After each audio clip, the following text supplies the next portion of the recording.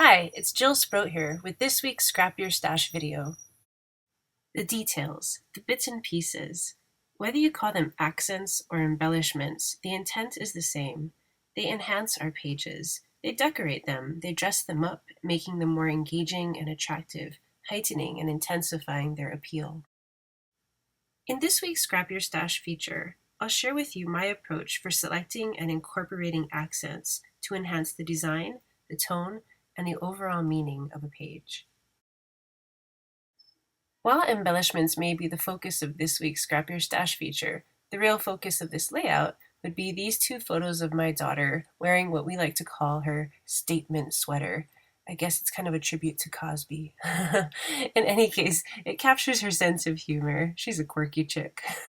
As I selected supplies for this layout, I kept the patterns to a minimum, knowing that the plan was for me to use more embellishments, and so the papers were very simple, just a few from Dear Lizzie, crepe paper, and Teresa Collins.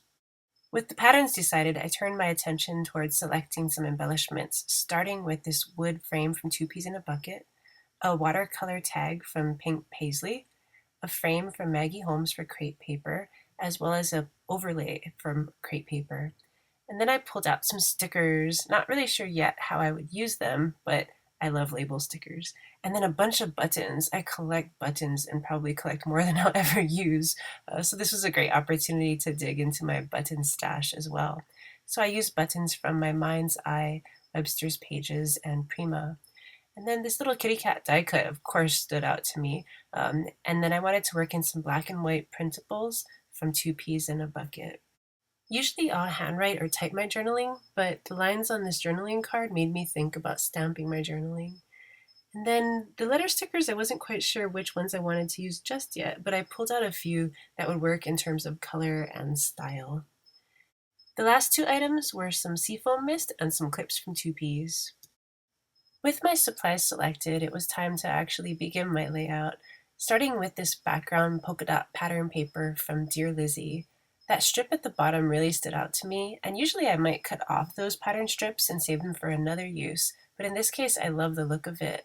But to ensure that it would still be 12 by 12, I just cut a strip of equal size off of the very top of the piece of paper. Here I am adhering the photos to a few rectangles from a sheet of Amy Tangerine pattern paper.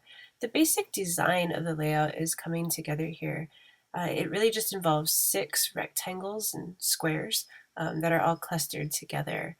Over these 6 basic panels, I'll build up embellishments, adding frames and stickers and whatnot. They form the core, and then everything else just stems from that. For instance, you can see here that over one of the pattern squares, I've added that frame from Two Peas in a Bucket, and under that, placed that watercolor tag from Pink Paisley. And then just above that, the die cut cat. And so it's just a matter of building up in layers. That watercolor tag, I bought it just because it piqued my interest. It's not just a white die cut tag, it's watercolor paper. But rather than use watercolors on it, I misted it with a new Heidi Swap mist color called Seafoam, one of my favorite colors. So as you can see here, it's really subtle, but really quite lovely. Since I was in the mood for misting and I had a cardboard box nearby, my eye just kept traveling back to the little white cat there at the top of the layout. It's adorable, but the sweater has a black cat on it, and our own cat is silvery black in color, and so I thought it would be neat to change the color of the cat. So I misted it with some Studio Calico black mist. For the journaling, I decided to change it up from my usual routine. Usually I'll handwrite or type, but here on this Teresa Collins card, I noticed that the lines were actually widely spaced apart. Perfect size to include these stamped letters from Allie Edwards Stamps by Technique Tuesday. So I'm speeding it up here for you so that you don't have to watch 15 full minutes of me putting letter by letter here on the card. But it was actually a pretty quick process. So I decided to go with this idea of the statement sweater, and then the journaling card really is about the statement that the sweater makes. And so I repeated a phrase over and over. So it says, I am, I am, and so on. And so I filled in the blank, basically. So with the first I am, the idea is that the sweater says that I am silly. Because I mean, well, just look at it, right? You're not exactly going to wear it to a job interview. I don't know, maybe she will if you're, I don't know, you want to be a carny or something. But the second one says I am quirky, and the third says I am funny. And then I use the very last one to make kind of the strongest statement. And it says, as you'll see emerging here, I am the kind of odd that the world needs. And I'd say that that's pretty much the statement that this sweater makes. So the journaling is simple, but it's also, I guess, quirky, like the sweater. It tries to capture the spirit of the sweater. There was a bit of an issue, though, I noticed. The words silly, quirky, and funny were hard to read, and so I took the card and I outlined the letters just so that they would stand out a bit more. It's not perfect, but they're a little easier to read than what they were.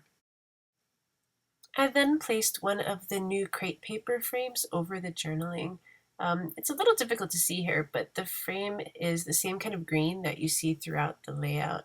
I just liked what it brought to the whole mix. As for the title, I placed it over the frame, just to kind of showcase it, make it stand out, to further make a statement. And then I changed the font for the word sweater, just so that there was more of a playful feel. And if you notice, I staggered the letters, so some are higher, some are lower.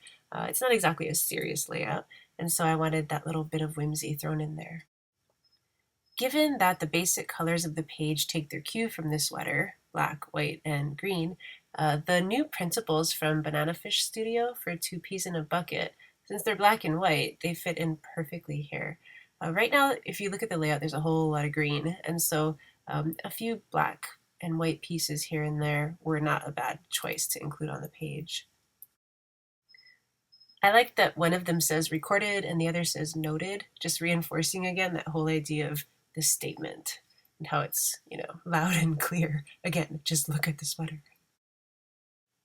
At this point, I had already used 5 different embellishments on the layout, but the more the merrier. These black and white arrows from Bella Boulevard just seemed right at home here. What I did was I grouped them around the entire layout, pointing them toward the sweater, just to continue calling attention to it. I don't know that it really needed more attention called to it, but I just love the effect of it. It's just really cute. It reinforces once again that idea of the statement, that bold sweater. Just look at this. Try not to look at this. In addition to the arrow stickers, I also worked in a few index tabs or label stickers from my mind's eye. One of them says just be, which I think is great. It just validates my daughter's individuality, which I think is pretty clear if you look at her sweater. And then I also put another one that said awesome, because let's face it, the sweater is awesome. You can't deny it. So far, I was feeling pretty good about using a bunch of embellishments on my page, but still the challenge remained. Would I be brave enough to truly make a dent in my button stash? So I threaded a really long length of thread and then pulled together all of my buttons, starting with a cute little one from crepe paper, and then using some of these really bold green, beautiful mint green buttons from Webster's Pages. And so there's really a mix of buttons that I use throughout the page. As I placed them around the layout, one of the things I tried to vary was color, but the other was size. So I didn't want to put, a bunch of huge buttons all together. I interspersed them along the way. And I didn't want to just use green buttons. If you recall, the color scheme was mostly green, black, and white. And so I included not just green buttons, but black, gray, and white ones as well. And I threw in a few wood ones just for a little bit of contrast. Since there is that wood veneer frame on the page, it actually works, I think. Very cute. In addition to adding buttons to the page, I also stitched a few metal clips from Two Peas in a Bucket on the page. So you can see one at the very top and one at the very bottom. They're actually really similar to how the arrow stickers function. They're pointing toward this sweater and calling attention to it. So there you have it, the finished layout. There's definitely a wide array of embellishments being used on this page, but the beauty of it is that they're actually quite harmonious. Just like that sweater, they're all making a statement. Now it's your turn to put together a project that uses lots of different embellishments to reinforce a central message or theme. Be sure to share your work in the gallery at Two Peas in a Bucket. Thanks for joining me for this week's Scrap Your Stash.